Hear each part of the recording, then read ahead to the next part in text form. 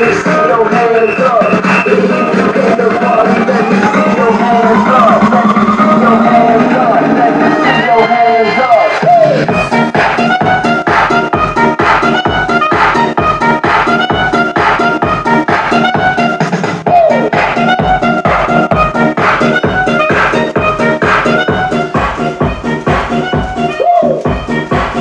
So yun nga, na-confirm natin na madaling mag-clip. So early clipping yung channel 1 kaysa channel 2. Yung channel 2 normal naman. So ngayon, wala muna tayong load kasi merong simba dito. So gamitan na rin ng mixer. So mayroon ng audio output niyan, audio input. So pihitin natin yung volume 1. So volume ng channel 1, tingnan natin kapag mag-clip na. So yan, nasa alas 10. Hindi pa. So yan, tingnan nyo mga DJ long clip indicator, tingnan nyo. So yan, so yan. So nag-clip na. Ilagay natin sa alauna. Kung sa orasan pa alauna. So yan. So nagki-clip na siya. So dito higitan natin yung volume number 1. So pihitin natin yung volume 2. So meron na siyang signal pero wala pang clip. So pagsabay natin sa alauna. So goods. So full natin yung channel 2. So yan, goods pa siya. So full natin yung channel 1. Tingnan natin. So yan, nag-protect na siya mga DJ.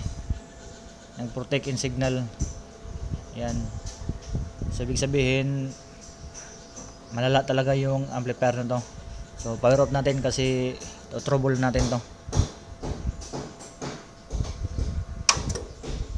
A few moments later. So mga DJ, nabaklas natin yung dalawang board.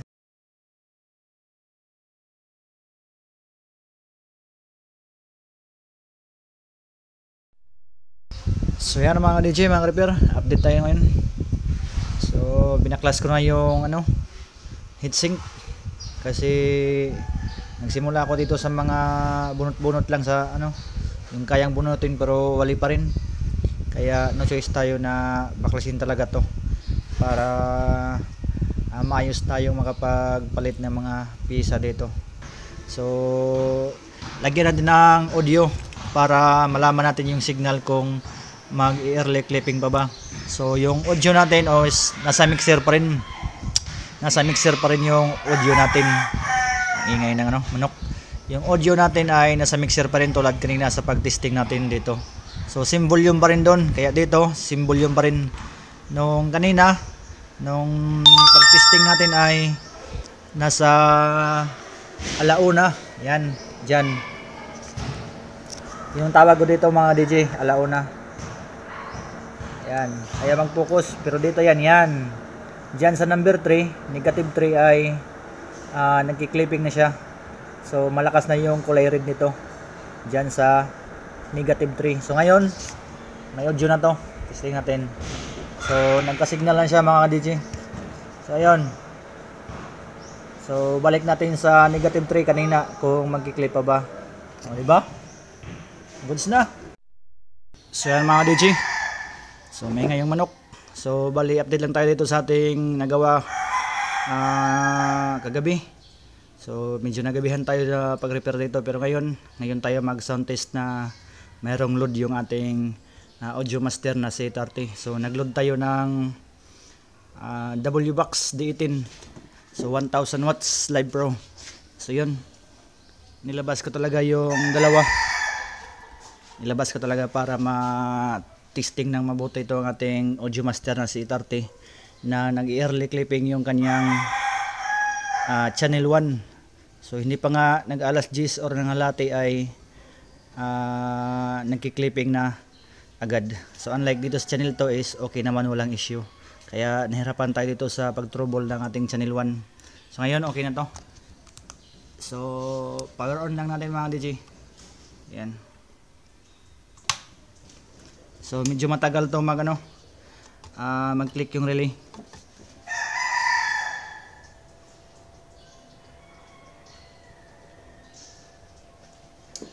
So yan, pumitik na.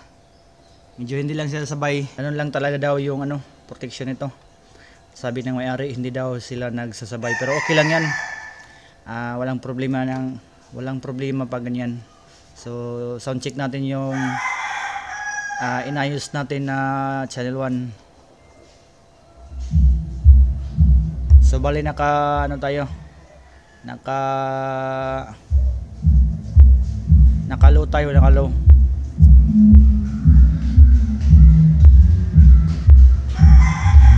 Channel 1 lang yan mga DJ. So isang speaker pa lang pero yumayanig na yung ano, bubong ng ating gym. So yung channel to, pagsabayin natin sila. Yon. Goods. So lalabas tayo. Doon tayo sa box. Volume natin ang konti.